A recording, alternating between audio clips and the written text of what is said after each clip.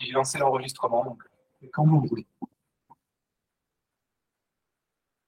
Vous voyez mon écran correctement? Oui, très bien. Ok.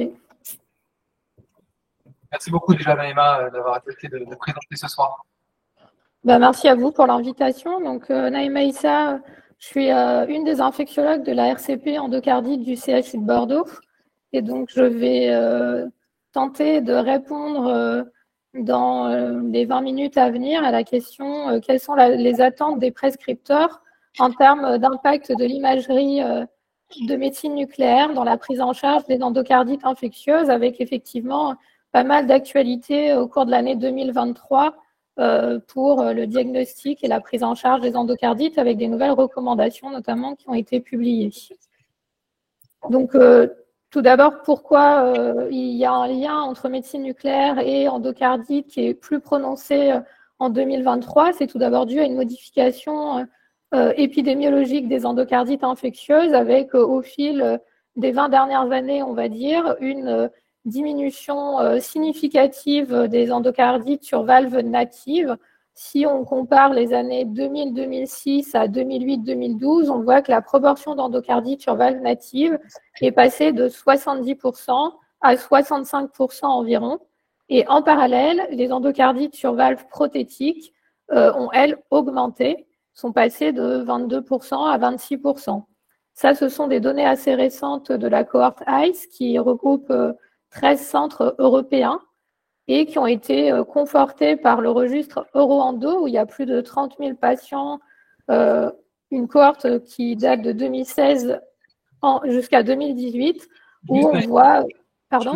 Juste qu'on ne voit pas du coup les diapos défiler. Je ne sais pas si tu peux les faire passer une avec vu qu'on a… Voilà, comme ça, exactement. Super. Là, vous les voyez ? C'est parfait.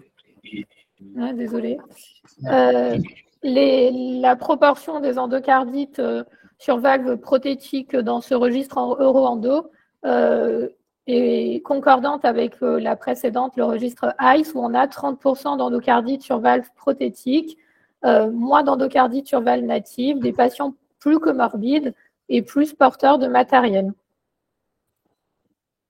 Enfin, l'endocardite infectieuse reste une infection grave et avec un diagnostic de plus en plus complexe, on verra les autres éléments autres qu'épidémiologiques en termes de complexité. On voit dans des données récentes qu'en Europe du Nord, la mortalité reste stable, voire en diminution, autour de 17%, mais dans certaines études, on a une mortalité qui peut atteindre jusqu'à 20%. Pourquoi demander un examen de médecine nucléaire? Je pense que ça, vous le savez tous. Depuis les recommandations ESC 2015, le TEP scanner est devenu un des critères majeurs de l'endocardite infectieuse, un critère d'imagerie. Si le diagnostic par échographie ETT-ETO reste l'examen de première intention, dans ces recommandations de 2015, le TEP scanner faisait son apparition comme critère majeur pour les patients qui ont une endocardite sur valve prothétique. Et donc, depuis, les demandes d'examen de médecine nucléaire dans ce contexte n'ont fait qu'augmenter. Il y a des études qui sont toujours celles du registre Euroendo qui ont évalué entre 2016 et 2018, donc c'était assez précoce encore par rapport à ces recommandations de 2016, l'impact et le recours à la médecine nucléaire dans ce contexte. Donc, ce qui ressortait de cette étude, c'était que le recours était dépendant des centres, puisque tous les centres n'avaient pas encore à ce moment-là accès à des TEP scanners, qu'on avait une pertinence à utiliser l'examen, surtout chez les patients ayant une endocardite sur valve prothétique, puisque environ un quart des patients ont eu un diagnostic par ce biais. Par ailleurs, cet examen permettait également de faire le bilan d'extension avec la mise en évidence des emboles à distance notamment. Donc, dès 2018, on va dire, on a vu l'importance de cet examen dans le diagnostic des patients. Donc, ces recommandations ont été actualisées en 2023 avec une place encore plus importante de la médecine nucléaire. Si on tape juste TEP scanner dans les recommandations, ça apparaît 52 fois dans les recommandations 2023. Et on voit apparaître dans les critères majeurs d'endocardite le TEP scanner toujours. Mais quand on regarde d'un peu plus près, outre le recours dans les endocardites sur valve prothétique, l'examen est également recommandé chez les patients préconisés, on va dire, chez les patients ayant une endocardite sur valve native. On verra un petit peu pourquoi après, pas forcément avec une même sensibilité et spécificité que dans la valve prothétique, mais en tout cas, on a valve native et valve prothétique.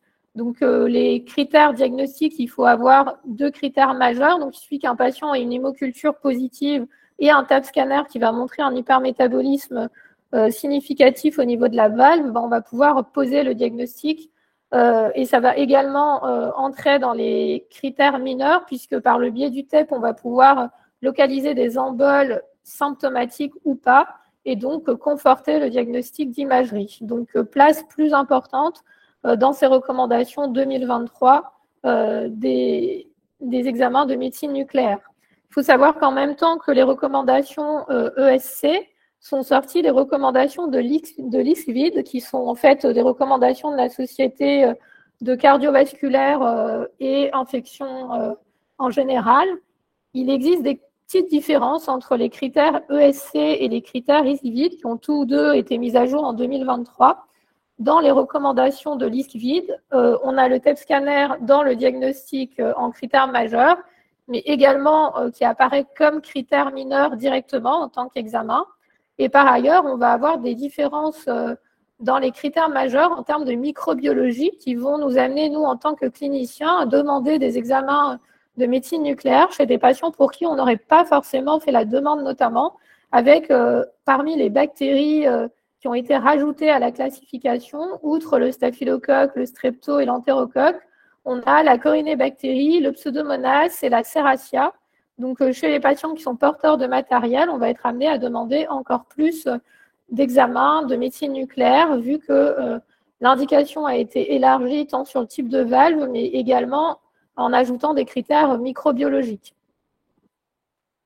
Donc, finalement, si on synthétise un petit peu ces différentes recommandations, quel est l'intérêt du TEP scanner dans la prise en charge de l'endocardite? Il va être triple, à mon sens, avec tout d'abord un intérêt diagnostique, donc un intérêt qui n'était plus approuvé chez les patients porteurs de valves prothétiques, chez des patients qui avaient déjà l'indication depuis 2015, on va dire, en sachant que dans ces recommandations 2023, outre le fait que ça a été élargi à la valve native, on a également le critère de temps qui a été un peu remis en question, parce qu'il y a une petite phrase qui dit que finalement, le délai de 3 mois n'est plus si catégorique que ça et qu'il serait interprété de façon précautionneuse dans ce contexte. Donc finalement, peut-être pourrait-on le faire même plus tôt. Je pense qu'on pourra en discuter avec Gouffran dans un second temps.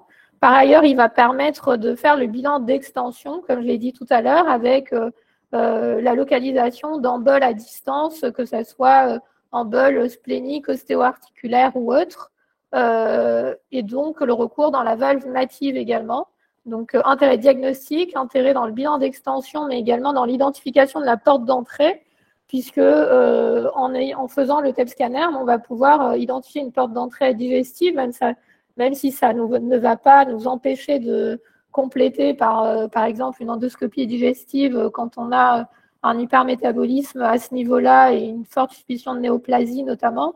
Mais chez certains patients fragiles, ça peut être une aide importante. Et enfin, un diagnostic dans le suivi, notamment chez les patients qui sont porteurs de valves et chez qui on ne va pas aller à une indication, à une prise en charge chirurgicale, soit du fait d'une chirurgie trop complexe ou d'un patient trop fragile.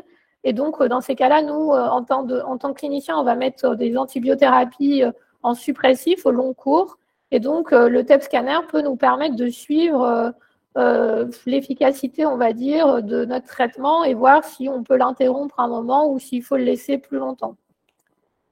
Enfin, il va aussi nous permettre de faire le diagnostic différentiel. J'ai pris un petit cas clinique pour illustrer ça, mais c'est un patient qu'on avait pris en charge récemment en réanimation à l'hôpital Saint-André, qui était transféré de l'hôpital d'Agen pour une forte suspicion d'endocardite, avec un souffle qu'il avait à l'examen clinique, des hémocultures à streptocoque, une échochœur qui montrait l'apparition d'une fuite. Donc finalement, on avait le diagnostic d'endocardite. On savait que le patient sur le scanner avait un abcès hépatique, mais on était embêté devant la persistance de la fièvre, un syndrome inflammatoire qu'on ne contrôlait pas du tout dans le cadre d'une antibiothérapie qui était parfaitement adaptée.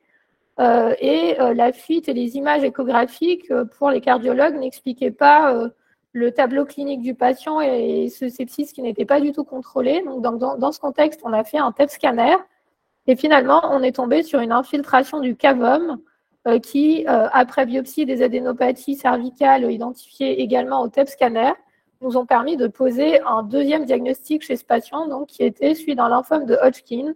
Donc, je pense que sans TEP scanner, on ne serait probablement pas allé aussi vite dans le diagnostic associé, voire différentiel, puisque cliniquement, le patient avait pas d'adénopathie cervicale palpable et pas de symptômes francs, à part la fièvre, mais dans ce contexte pas très évocateur, pour poser un diagnostic de lymphome qui nous a donc aidé à le prendre en charge plus rapidement.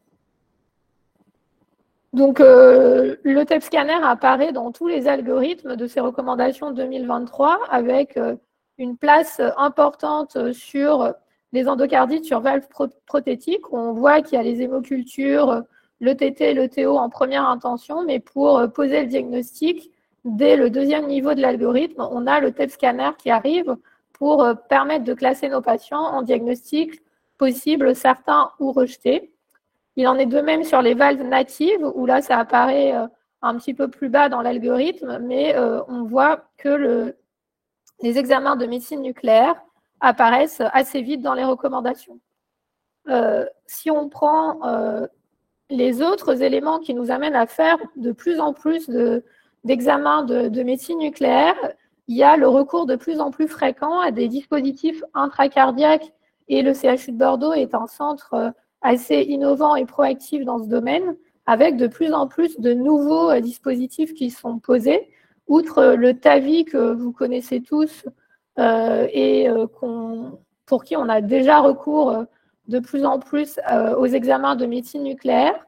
On a les dispositifs au niveau mitral avec le MitraClip et le Tandai, et tous ces dispositifs moins invasifs vont être pourvoyeurs d'infections, voire d'endocardites sur ce type de matériel. Donc, sur les endocardites, sur TAVI, la littérature est assez riche. J'ai choisi à chaque fois de vous présenter la publication la plus récente. Donc, on voit que l'incidence des endocardites sur TAVI, elle est environ de 2%. Ce n'est pas fréquent, mais comme on en pose de plus en plus, on va être amené à en voir de plus en plus et à se poser de plus en plus la question de l'infection, avec des facteurs de risque qui sont soit liés à la procédure, soit liés au patient en lui-même, avec l'âge et notamment les comorbidités et le BMI. Les bactéries qui sont le plus souvent associées à ce type d'infection sont relativement classiques, on va dire, avec les entérocoques et le staph, qui sont les deux bactéries qui ont tendance à s'accrocher en général sur le matériel, mais également les staphylocoques à coagulase négative et les streptocoques. La prise en charge, elle va être très souvent médicale, puisque si le patient a eu un TAVI, c'est qu'il est trop fragile, mais dans certains cas, on peut avoir un recours chirurgical et le pronostic est relativement mauvais, puisque d'une part, c'est des patients qui sont comorbides, mais quand on rajoute l'infection, on a des taux de mortalité qui peuvent aller jusqu'à 80%. Et donc, dans ces endocardites, on voit que le TT et le TO ne sont pas toujours significatifs en termes de résultats pour le diagnostic, et que très souvent, on va s'aider du TEP scanner qui va nous montrer un hypermétabolisme au niveau du TAVI et être pour le coup un critère majeur de ce type d'infection.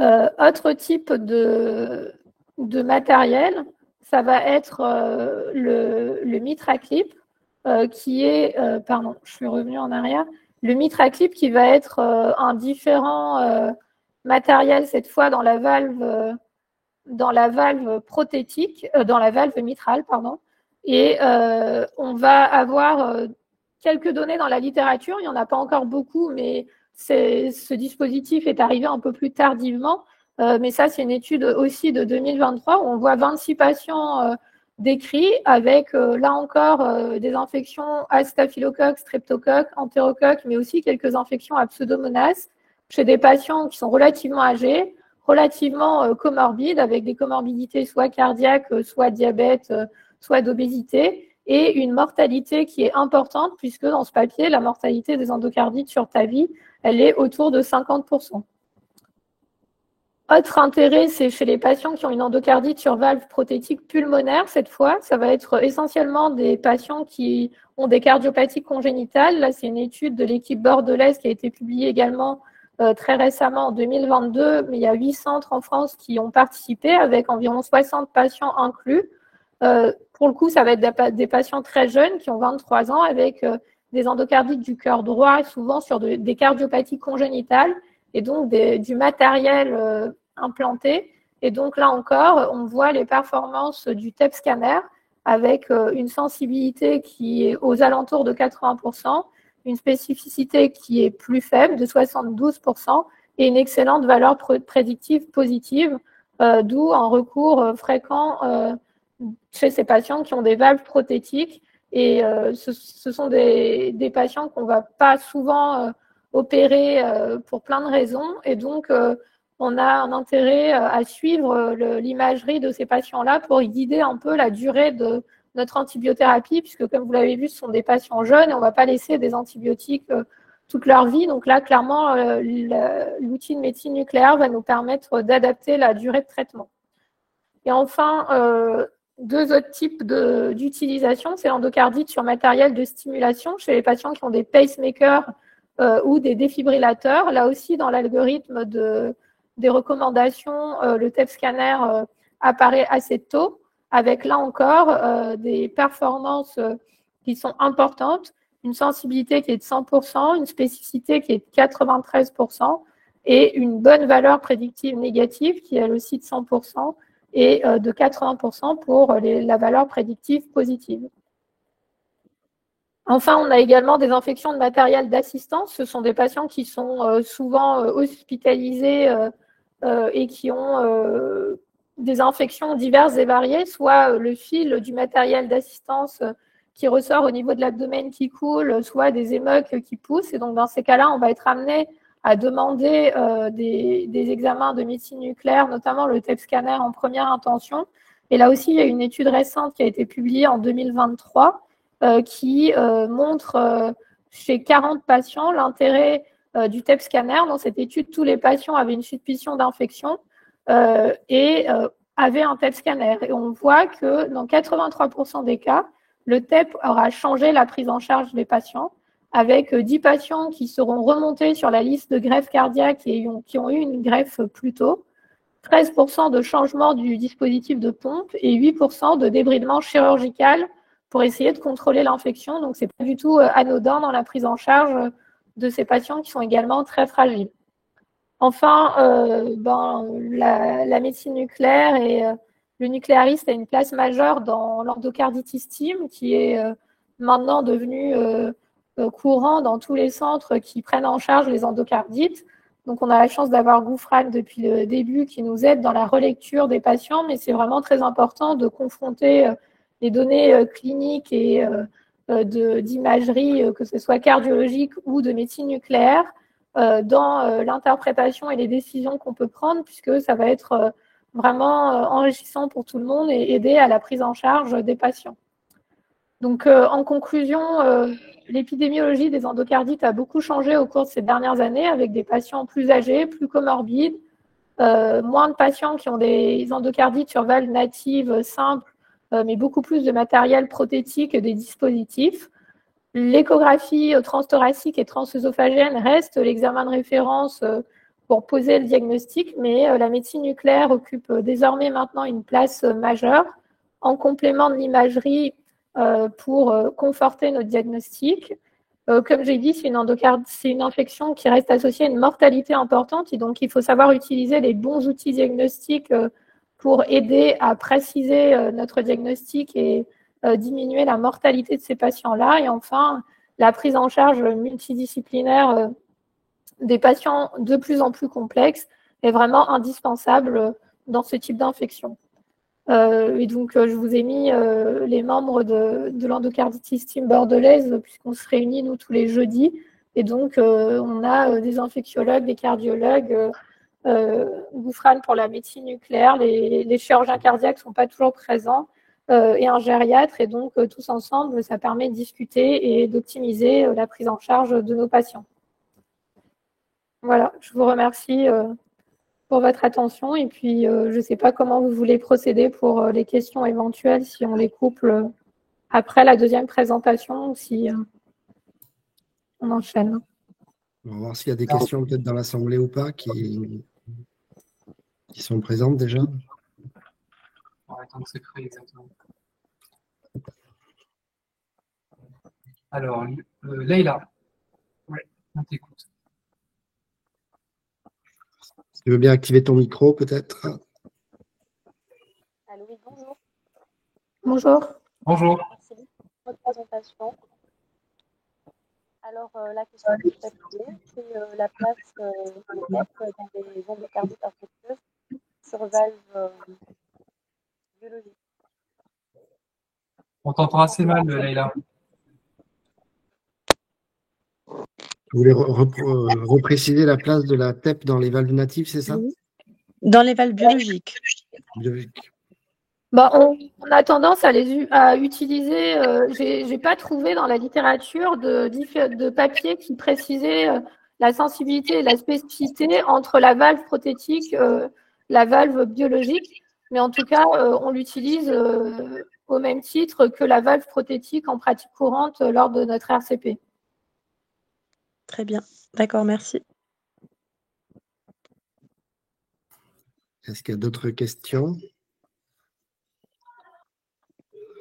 J'avais juste deux petites questions qui concernent surtout la clinique. La première un peu provocatrice, mais est-ce que si tu as un accès très rapide à la TEP et que c'est un critère positif, qu'elle est positive, est-ce que tu fais forcément l'ETO ou tu essayes de la faire ou des fois ça peut Ça dépend du contexte, puisque pour le coup, la TEP va nous orienter sur le diagnostic, mais va moins bien faire le bilan de la valve en elle-même. Et chez les patients chez qui on a un hypermétabolisme, s'ils ont le TEP avant, on va quand même faire le TO pour savoir s'il n'y a pas un abcès notamment et s'il y a une indication chirurgicale. Après, chez les patients qui sont très âgés, puisqu'il y en a de plus en plus avec du matériel, du TAVI, etc., certains peuvent tout simplement pas avoir le TO. Et là, pour le coup, on va s'arrêter au TEP scanner. Mais en tout cas, chez le patient jeune, on fait forcément les deux pour voir si on a une indication chirurgicale ou pas. Ok. Et juste une autre question très clinique. Quand tu mets un patient sous antibiothérapie et que tu veux le contrôler en TEP pour évaluer l'efficacité ou envisager l'arrêt de l'antibiothérapie, il y a un délai, on va dire, classique, 3 mois, 6 mois, 6 semaines, ou c'est à la carte? Je dirais que c'est un peu à la carte.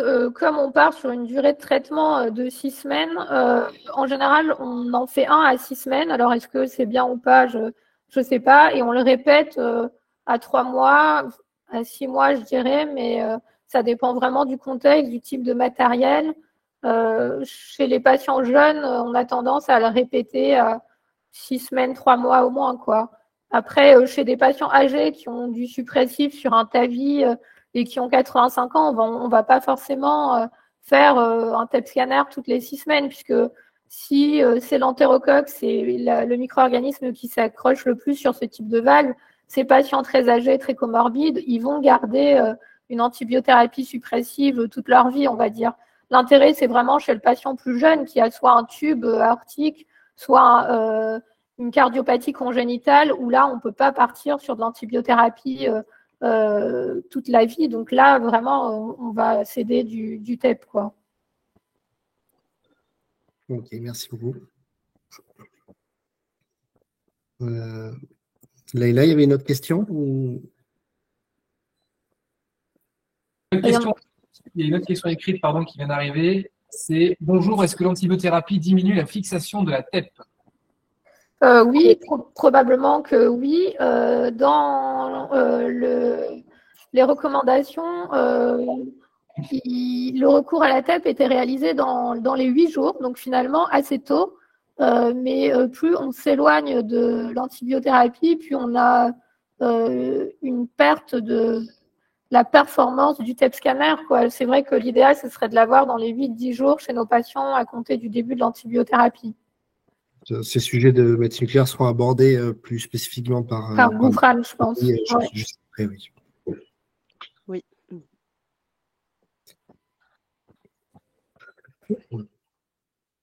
On peut peut-être continuer par le topo de Goufran, du coup. Oui, tout à fait. Ouais. Alors, du coup, je vais prendre la main. Hop. Merci beaucoup, en tout cas, Naïma. C'est super. De rien.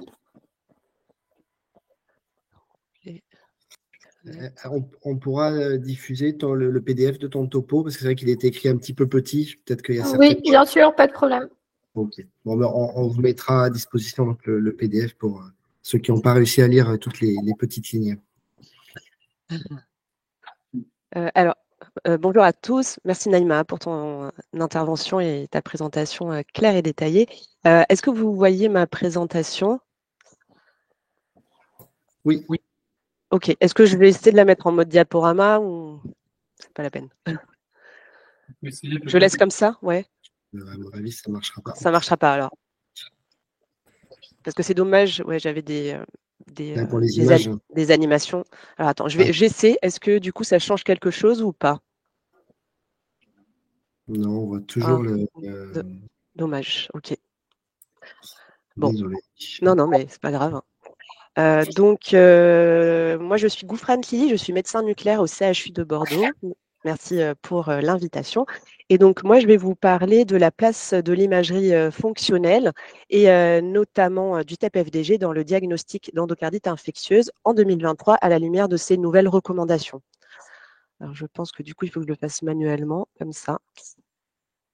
Donc, on l'a vu, la prise en charge du diagnostic de l'endocardite infectieuse a évolué ces dernières années en accordant une place de plus en plus importante à l'imagerie multimodale. Et donc, on l'a vu également, c'est en 2015 que cette imagerie multimodale et notamment l'imagerie fonctionnelle est intégrée dans les recommandations européennes de cardiologie, pilotées à l'époque par le professeur Habib de Marseille.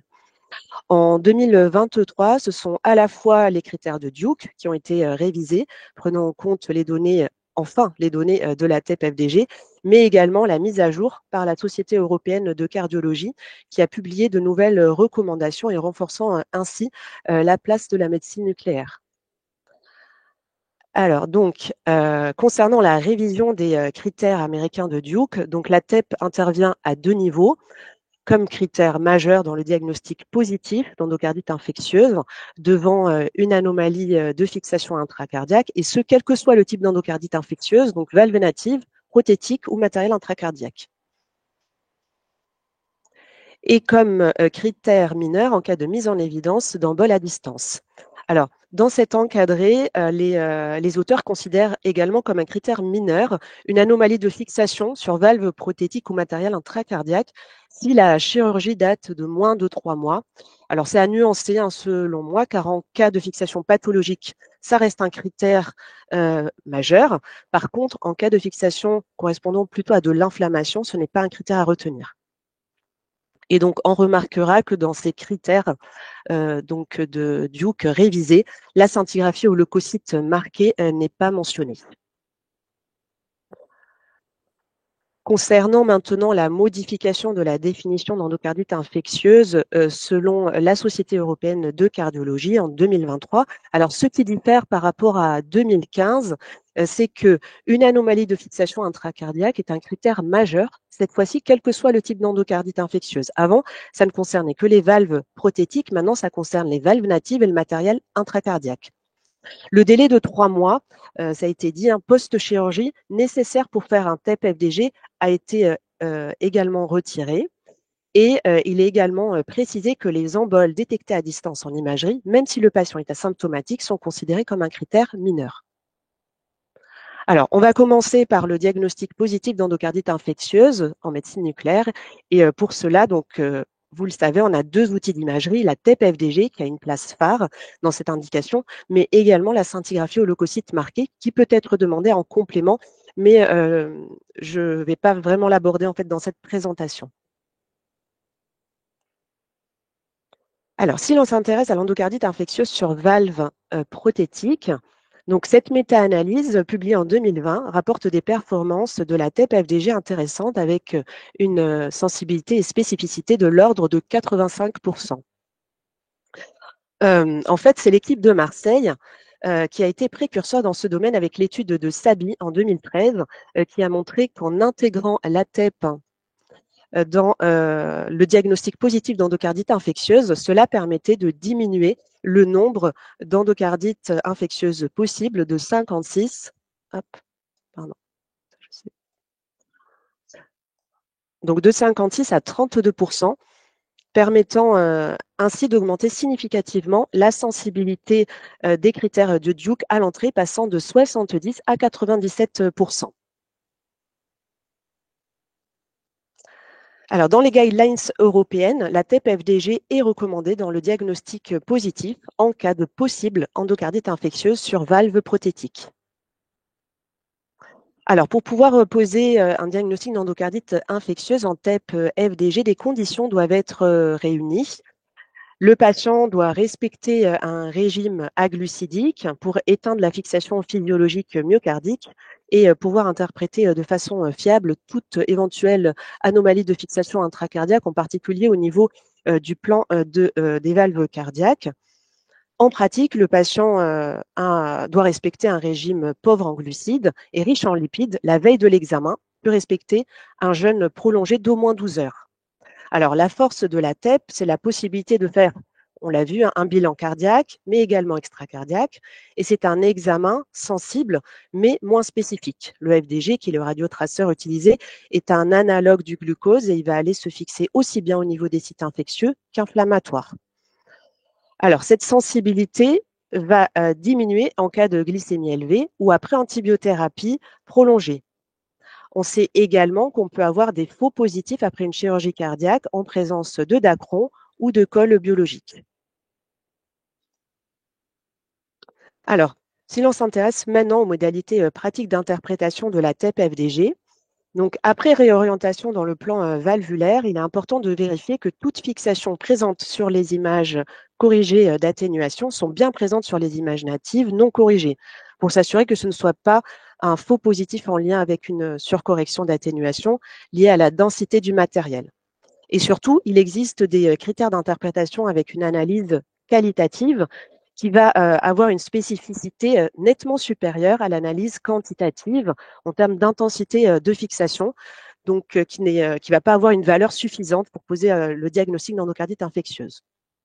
Donc, en cas d'absence d'argument pour une endocardite infectieuse, on peut avoir l'absence de fixation, donc là c'est facile, c'est simple, ou une fixation qui peut être intense mais homogène et limitée à l'anneau, ou bien une faible fixation qui peut être hétérogène et qui peut correspondre en fait à l'insertion des agrafes chirurgicales. Par contre, une fixation hétérogène, périprothétique, quelle que soit l'intensité de fixation, va être suspecte d'endocardite. Alors ici, pour illustrer, un patient adressé pour fièvre prolongée avec ETT négative. Donc ici, on va mettre en évidence un hypermétabolisme focal au contact de la valve mitrale et donc en rapport avec une endocardite sur valve mitrale. Et donc, je vais profiter de ce cas pour vous montrer également l'impact de l'antibiothérapie qui va diminuer la sensibilité de la TEP-FDG. Et cette deuxième TEP avait été réalisée 16 jours après le début de l'antibiothérapie. Donc, ça répondait à une des questions de tout à l'heure. Alors, parfois, en plus de la chirurgie de la valve aortique, le remplacement de la racine de l'aorte est nécessaire et c'est l'intervention de Bentall avec la mise en place d'un tube en dacron qui peut être source de faux positifs. Donc, ici, c'est le cas d'une fixation non pathologique du Bentall avec une fixation globalement homogène, limitée au tube. Et à droite, un homme de 66 ans, adressé pour recherche d'endocardite infectieuse devant la persistance d'un tableau fébrile On était à 2 mois et demi de la pose d'un Beintal. Sur le scanner, il avait été décrit une collection au contact du matériel, mais sans argument pour une endocardite. Et en fait, sur le TEP, ce que l'on voit, c'est un hypermétabolisme assez intense, hétérogène, qui vient au contact de la valve aortique, et on retrouve cette collection au contact du tube avec un hypermétabolisme assez intense et hétérogène en périphérie.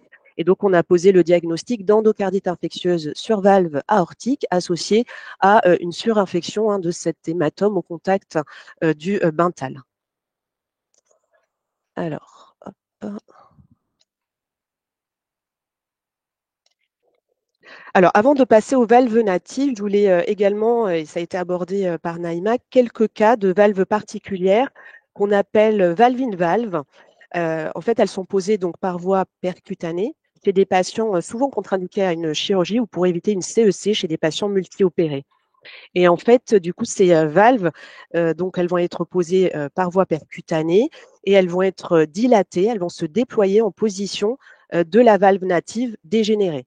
Donc ici, pour vous illustrer un cas de TAVI, donc la principale indication, c'est le rétrécissement aortique donc serré chez des patients contre-indiqués à la chirurgie.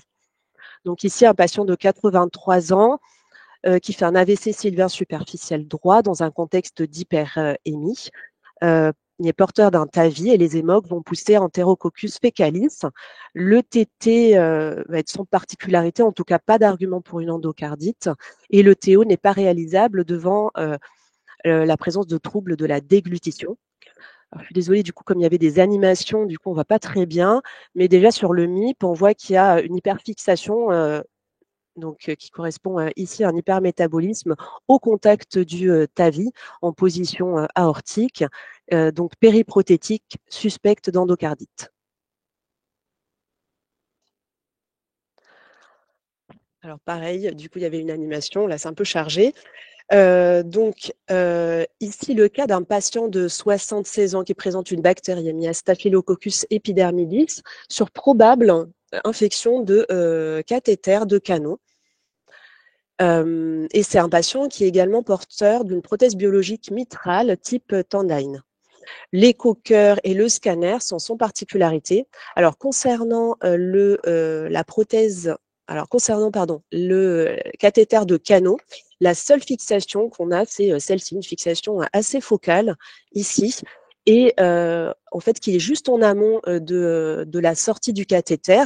Et en fait, si on s'intéresse un peu du coup au type de matériaux qu'on peut avoir au niveau de ce cathéter, on voit qu'il y a un manchon de Dacron qui est source de faux positifs.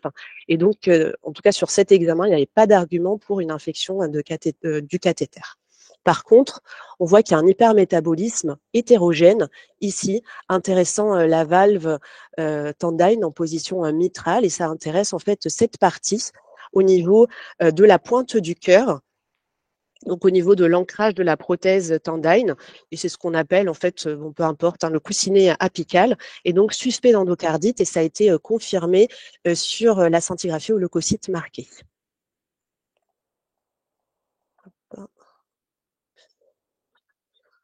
Alors, pour terminer avec ces valves in valve, un autre type, donc la valve mélodie qui est en position pulmonaire. Et donc ici, c'est le cas d'une jeune patiente de 24 ans, multi-opérée de la voie droite, porteuse d'une valve mélodie qui a été posée en septembre 2022. Et à partir de mars-avril, elle commence à présenter des douleurs et une tuméfaction thoracique. Le scanner va montrer une image compatible avec un hématome, possiblement alimenté sur une effraction de l'infundibulum. Donc, pas vraiment d'argument pour une endocardite ou une infection de cet hématome, mais doute sur un processus infectieux qui persiste compte tenu de ce syndrome inflammatoire qui traîne. Et donc, sur le TEP, on voit, donc ça c'est la valve mélodie en position pulmonaire, et ce que l'on voit c'est un hypermétabolisme hétérogène au contact de cette valve et qui vient envahir les parties molles et notamment la partie latérothoracique gauche avec des adénopathies hypermétaboliques réactionnelles. Donc l'ensemble est en faveur d'une endocardite sur valve mélodie et surinfection d'hématome. Il n'y a pas toutes les coupes. Voilà. Donc, on peut parfois être amené à réaliser une scintigraphie holeucocyte marquée. Donc, ça va être la seule diapo sur la scintigraphie holeucocyte marquée dans le diagnostic d'endocardite infectieuse sur valve prothétique. Alors, en pratique, ça a considéré comme un examen de deuxième ligne, plutôt à réserver si la TEP FDG est douteuse.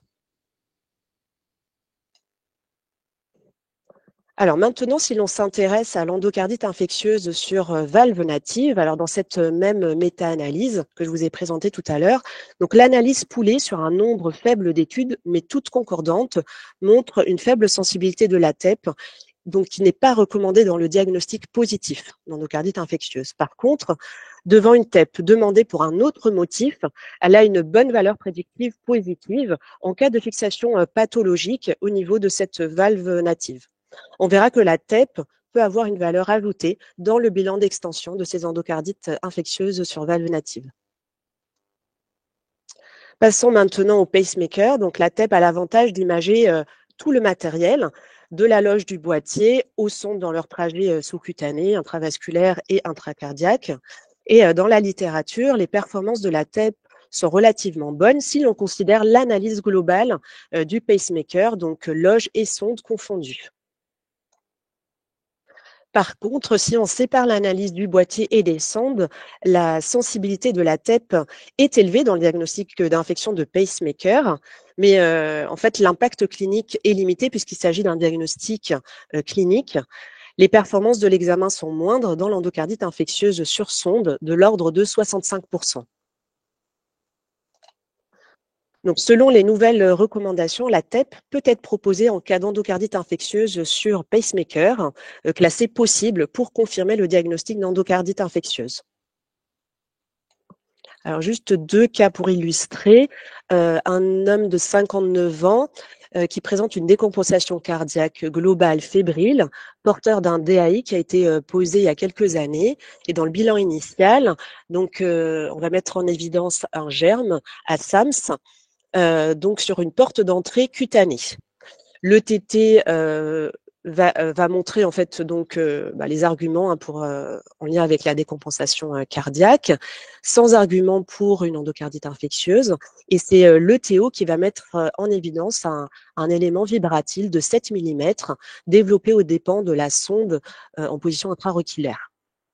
Donc le TEP est demandé dans le cadre de ce bilan d'extension d'endocardite sur sonde de pacemaker. Alors, nous, on va confirmer effectivement du coup l'endocardite sur sonde de pacemaker en position au niveau de l'oreillette droite, mais on va également mettre en évidence, chose que l'échographie ne voit pas, une infection assez étendue de cette sonde et notamment au niveau de son trajet intravasculaire et également sous-cutané. Au niveau du bilan d'extension, on va mettre en évidence donc des emboles pulmonaires. Donc, la prise en charge par la suite, ça a été extraction du DAI, biantibiothérapie de 6 semaines, puisqu'il y a eu la mise en évidence d'emboles à distance et évidemment traitement de la porte d'entrée. Donc, ce deuxième cas, donc un homme de 78 ans, alors qui présente des antécédents assez multiples d'infection de pacemaker, donc posé initialement en 92, compliqué donc d'infection, dépose en 2011, puis mise en place d'un pacemaker en position épicardique, pose d'un Micra en 2018. Alors le Micra, en fait, c'est un stimulateur cardiaque sans sonde de stimulation. Le boîtier va être retiré et les sondes en position épicardique vont être laissées en place. C'est également un patient qui va avoir comme antécédent la pose de TAVI en 2020. Alors, en février 2021, un TEP est réalisé pour endocardite infectieuse probable avec bactériémie à Staphylococcus epidermidis. Et donc, ce que l'on va mettre en évidence, c'est donc un hypermétabolisme focal au contact de la sonde épicardique et également la présence de spondylodycytes à l'étage cervical et lombaire. Et au passage, pas d'argument pour une infection de ce stimulateur Micra. Alors, pour terminer avec les infections de matériel intracardiaque, donc ça a été abordé par Naïma, les dispositifs d'assistance ventriculaire gauche ou LVAD, donc qui sont des dispositifs d'assistance ventriculaire gauche posés chez les patients qui présentent une forme sévère et réfractaire d'insuffisance cardiaque avancée. Alors, soit en attente de transplantation, c'est ce qu'on appelle bridge to transplant, ou pour une thérapie définitive. Alors, ce dispositif comporte, je ne sais pas si vous êtes familier avec tout ça, une pompe ici, une pompe cardiaque qui va être reliée à 2 canules. Ici, la canule inflow en amont, en position ventriculaire gauche, et la canule outflow en aval, au niveau de l'aorte ascendante. L'ensemble est connecté à une batterie extérieure via un câble, donc qu'on voit ici, qui s'appelle la driveline et qui va avoir un trajet abdominal jusqu'à un orifice cutané de sortie qui est siège d'infection malheureusement. Et donc en coupe axiale, hein, on voit effectivement cette driveline ici qui va arriver en position sous-cutanée. Donc je vous ai mis ici un exemple du coup de LVAD non infecté. Et au passage, je voulais juste également vous montrer, souvent on peut voir un hypermétabolisme focal ici en rétropectoral. En fait, ça correspond à la présence de dacron qui est en fait posé pour fermer le site artériel d'implantation de l'Impella, qui est un système d'assistance cardiovasculaire nécessaire pendant la procédure de pose du LVAD. Donc, il ne faut pas vendre une infection à ce niveau-là. Alors, en 2018, on avait publié un travail qui avait montré des performances intéressantes de la TEP-FDG dans cette indication d'infection de LVAD et qui sont globalement concordants avec les données de la littérature, avec des performances intéressantes. Ici, c'était le cas d'un patient adressé devant la présence d'un écoulement au niveau de l'orifice de la driveline et la TEP était demandée pour confirmer une infection et évaluer son étendue. Et en fait, ce que l'on met en évidence, c'est cette infiltration ici autour de la driveline qui va fistuliser à la peau et qui va s'étendre ici au niveau de la pompe et à la canule outflow. Et en fait, il faut savoir qu'en cas d'atteinte intracardiaque, un patient en attente de greffe peut être priorisé devant ce type d'infection.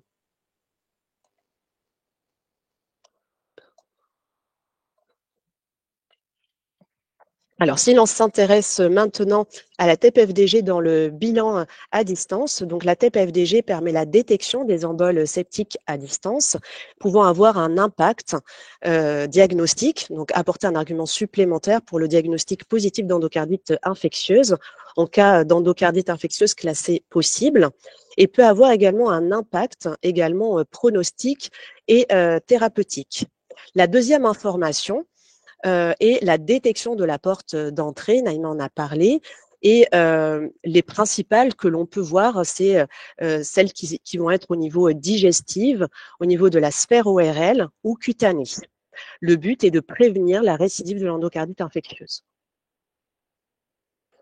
Alors je voulais juste vous montrer donc dans cette méta-analyse qui portait sur les performances de la TEP dans la détection des localisations à distance. Donc les études étaient concordantes avec des sensibilités de détection de la TEP de 85 à 100%, parfois chez des patients asymptomatiques avec un impact thérapeutique. Ici, pour vous parler donc d'un PHRC national, TEP Vendo, qui a étudié l'impact du TEP corps entier réalisé en systématique chez les patients suspects d'endocardite infectieuse sur valve native ou prothétique. Et en fait, les auteurs ont mis en évidence que dans 15% des cas, il y avait une modification donc du diagnostic et dans 26%, une modification de la prise en charge thérapeutique. Et donc, il conclut également que la TEP-FDG réalisée dans cette indication avait un bénéfice qui était observé à la fois pour les valves natives et prothétiques. Ici, une étude qu'on avait publiée en 2016 portant sur l'apport de la TEP dans le bilan d'extension d'endocardite infectieuse sur sonde de pacemaker chez 35 patients et on avait mis en évidence dans 30% des cas une localisation à distance dans 7 spondylodycytes et 4 étaient asymptomatiques. Donc ici, pour illustrer, une endocardite sur sonde de pacemaker et des spondylodycytes étagés. Donc ainsi, la TEP est recommandée dans le bilan d'extension d'endocardite infectieuse sur valve native et valve prothétique en cas de symptômes ou de suspicion de spondylodycyte avec un niveau de preuve assez élevé ou en absence de symptômes dans l'endocardite infectieuse sur valve native ou prothétique. Alors, à gauche, le champ dérivé de l'oncologie, de la base du crâne à la racine des cuisses qu'on connaît, mais la TEP est en fait un examen parfaitement corps entier et il est important dans les indications septiques de réaliser vraiment du coup un examen corps entier car on peut trouver des fixations notamment le long des axes vasculaires au niveau des membres inférieurs et donc en faveur d'emboles septiques et qui correspondent en réalité à des végétations qui se sont fragmentées et embolisées dans la circulation. Et donc ça a évidemment un impact thérapeutique dans la prise en charge. Alors, j'ai bientôt fini. Donc, pour illustrer tout ça, donc un cas donc un patient de 42 ans qui présente une endocardite infectieuse sur valve mitrale native à SAMS, compliquée d'emboles cérébraux et spléniques, dans un contexte de toxicomanie et donc d'une infection cutanée de l'avant-bras gauche. Et donc, le TEP est réalisé dans le cadre du bilan d'extension. Donc, on va confirmer effectivement la présence d'emboles spléniques, mais on va également mettre en évidence un hypermétabolisme ici, le long de l'axe artériel, de l'artère poplitée, et qui va être donc suspect d'emboles septiques. Et donc, ceci a été confirmé par la réalisation d'un angioscanner qui a montré l'occlusion de l'artère poplitée qu'on voit ici, compatible avec un anévrisme mycotique. Un autre patient, ici 73 ans, adressé pour discussion d'une prise en charge chirurgicale d'une endocardite infectieuse mitrale sur valve native à SAMS. C'est un patient qui a un antécédent d'adénocarcinome prostatique et il se plaint de douleurs lombaires à la mobilisation. Et donc, ce que l'on va mettre en évidence, c'est une spondylodycyte ici à l'étage lombaire, L4, L5, mais également, alors, du coup, c'est dommage, encore une fois, c'était une animation, désolée, mais en fait, quand on regarde le MIP, on pourrait se dire, le patient n'a pas respecté le régime aglucidique, mais en réalité, quand on regarde en fait la topographie de cet hypermétabolisme au niveau du ventricule gauche, en fait, c'est une fixation assez systématisée, antéro-septo-apicale, suspect de syndrome coronarien aigu. Et donc, ce patient a pu bénéficier du coup d'un ECG qui a montré la modification de l'ECG avec un aspect de séquelle antérieure. Et l'échographie a montré une akinésie antéro-septo-apicale. Donc, l'ensemble était en faveur, compatible avec un embole coronarien. Un autre patient de 65 ans adressé pour prise en charge d'une endocardite infectieuse mitrale native à SAMS, compliqué d'un AVC sur embole. Et c'est un patient qui a été opéré 2 mois auparavant d'une chirurgie d'arthrodèse lombaire.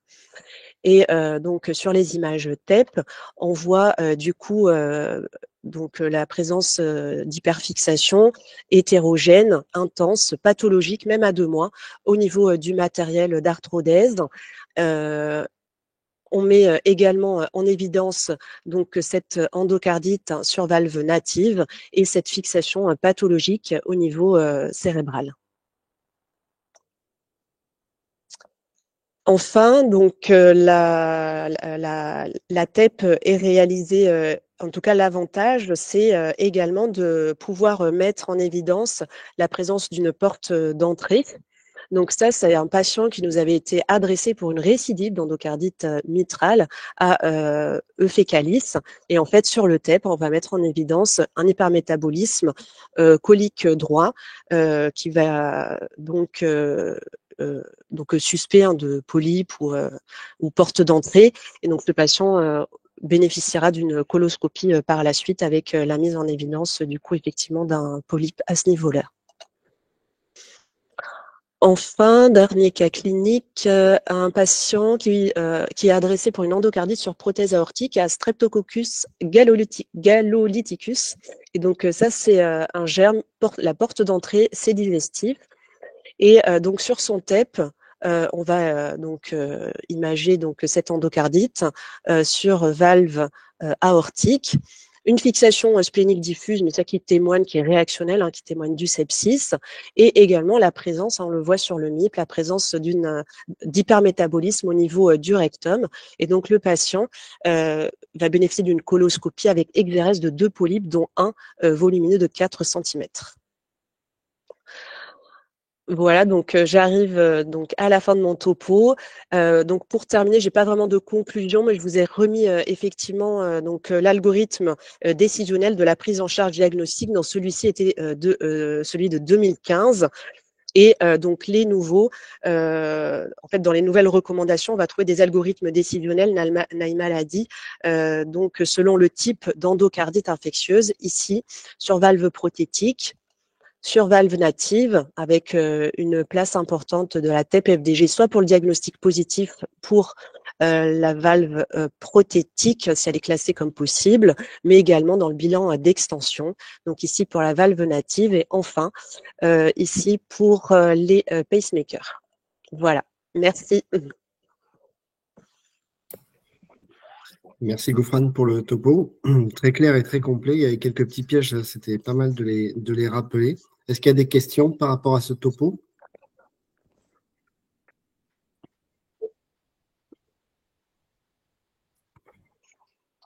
Moi, si il n'y en a pas, j'ai une petite question pour commencer. Parce que du coup, on n'a pas dans les centres périphériques notamment, on n'a pas autant d'expérience ni de volume, on va dire, d'endocardite. Et j'ai remarqué qu'il y avait un grand nombre de valves finalement différents. Du coup, quand il y a une prescription pour une suspicion d'endocardite, je pense que je vais avoir ton avis, Goufrane, mais c'est hyper important qu'on sache quel est le type de valve, et notamment, si j'ai bien compris, s'il y a du dacron, puisque c'est quand même la source principale de faux positifs sur les endocardites. Alors, oui, effectivement, c'est vrai que c'est intéressant quand même de savoir quel type de valve on a. Le problème, c'est qu'en fait, en pratique, on le voit même chez nous, c'est pas forcément du coup précisé. Et même l'année de la pause, parce qu'on n'a pas forcément en fait des patients seulement du CHU, mais également des patients extra-CHU. Et effectivement, ces données qui sont importantes pour le médecin nucléaire ne sont pas forcément précisées sur le bon.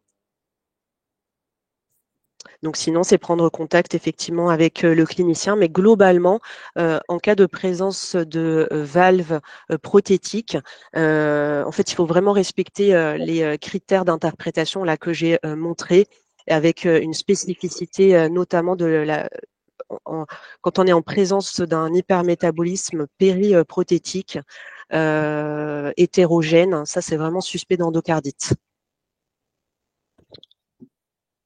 Une autre petite question, Goufrane, juste, bon, ça sort un petit peu du sujet, mais donc les scintigraphies à l'oxyde marqué, tu les fais uniquement en cas de doute, toujours en deuxième intention. Est-ce que tu as vu passer des données récemment qui seraient sorties sur le scintillement ou sur les leucoscans, sur les autres techniques quand on ne peut pas faire de leucocytes marqués ou que c'est compliqué? Alors non, à ma connaissance, il n'y a pas en tout cas, j'ai pas vu d'études effectivement portant sur le scintillement dans l'endocardite infectieuse. Après, en pratique, c'est vrai qu'on a été amené à le faire quand on n'avait pas forcément du coup la scintille au leuco classique disponible rapidement. Je ne sais pas trop ce que ça vaut. En tout cas, ça n'a pas été étudié et je pense que moi, je pars du principe que voilà, si en tout cas on en a besoin, on peut la faire et on voit. Et effectivement, c'est un examen plutôt à considérer en deuxième ligne. En première ligne, c'est vraiment le TEP-FDG. Et quel que soit le délai, en fait, hein, comme on l'a précisé, par rapport à la chirurgie. Et dernière question, dans ton interprétation par rapport à ton compte rendu, du coup, il y a t'as une grosse proportion de TEP qui va être douteuse, ou c'est vraiment, avec ces critères d'interprétation, ça doit rester une grande minorité? Oui, pardon, alors JB, j'ai pas très bien compris la question. La question, c'était par rapport à ton compte rendu. Est-ce que tu es Ouais. souvent amené à mettre que la TEP est douteuse, Ah. ou est-ce qu'on arrive sur la proportion, parce que ça en est beaucoup, à trancher avec les critères de façon assez facile entre négatif ou positif? Alors, effectivement, on peut être amené effectivement à conclure, en tout cas pas conclure de façon tranchée, hein, pas d'endocardite ou en faveur d'une endocardite. Hein. L'examen, des fois, il est douteux, hein, difficile d'interprétation. Et je pense que il faut pas avoir honte, hein, de dire voilà, examen douteux à confronter au reste du bilan. Je sais qu'on n'aime pas trop faire ça, mais et après, il faut également tenir compte du reste, hein, du bilan d'extension devant éventuellement la mise en évidence d'emboles à distance, hein, qui sont également un critère, du coup, on l'a vu, mineur, et qui sont intégrés dans voilà, dans la décision du coup de classification de l'endocardite. Ok, merci beaucoup. Gaufran, j'avais une question, Romain et Libourne, au sujet de l'article que tu as mis sur sensibilité, spécificité sur valve native. C'était à 31%, je crois, de sensibilité. Est-ce que tu sais si l'étude, elle portait sur des TEP numériques et non numériques, ou est-ce que, enfin, pour avoir une si faible sensibilité, ou est-ce que voilà, est-ce que c'est un article qui est ancien, ou est-ce que c'est Alors attends, je vais me remettre dessus. Donc c'était effectivement sur les valves natives. Du coup, c'était une méta-analyse. Les études, elles dataient de entre 2013, donc je pense pas que ce soit une tête numérique, et 2019. Donc c'est quand même des études à considérer peut-être maintenant comme anciennes, en tout cas par rapport aux TEP qu'on peut avoir maintenant. Et c'était pas synchronisé. Après, les performances de la TEP sur valve native, malheureusement, en tout cas pour l'instant, en tout cas avec les études qu'on a de disponibles, c'est que effectivement les performances sont pas bonnes. Hein. Elles sont expliquées par plusieurs paramètres. Hein. Le flou cinétique compte tenu du mouvement cardiaque, la résolution spatiale de la végétation qui est souvent de petite taille, et également la présence de peu de cellules inflammatoires au niveau de ces végétations. Voilà. Ok, donc il n'y a pas de nouvelle étude qui est sortie avec le gating ECG sur tête numérique. Alors, du coup, nous, on a une étude du coup au CHU qui est terminée en cours de rédaction, qui a porté effectivement sur l'apport du TEP-FDG, du coup dans l'endocardite, dans le diagnostic positif d'endocardite infectieuse sur valve native, et évidemment dans le bilan d'extension. Et ça a été du coup des TEP synchronisés du coup à l'ECG. Ah bah top, ok. Voilà. Et c'était sur une TEP numérique. Ça sort quand le résultat? Probablement 2024. Ah, ok. Début, j'espère, 2024. Ça marche, merci. Voilà. Il y a une autre question par écrit, donc c'est en gros pour connaître le délai idéal entre le début d'antibiothérapie et la réalisation de TEP. 8 à 10 jours, point d'interrogation. Je vais juste répondre déjà, moi je pense que personnellement, l'idéal c'est de ne pas avoir de délai pour le coup dans ces Ouais, situations. exactement. En fait, en pratique, je ne sais pas comment vous faites dans vos centres, mais en fait, en pratique, nous, on garde des créneaux d'urgence pour ce type d'indication qui effectivement, quand il y a un diagnostic d'endocardite infectieuse de poser, le TEP doit être réalisé le plus tôt possible, aussi bien pour la prise en charge, pour pas retarder, même si voilà, le patient aura dans tous les cas l'antibiothérapie, mais en fait surtout pour pas négativer notre examen, parce que là je vous ai montré l'exemple de cette patiente. Du coup, on voit bien que la sensibilité diminue hein, quand du coup l'antibiothérapie est prolongée, et notamment sous dose endocarditique d'antibiotiques. Merci beaucoup. Est-ce qu'il y a d'autres questions avant qu'on clôture cette soirée?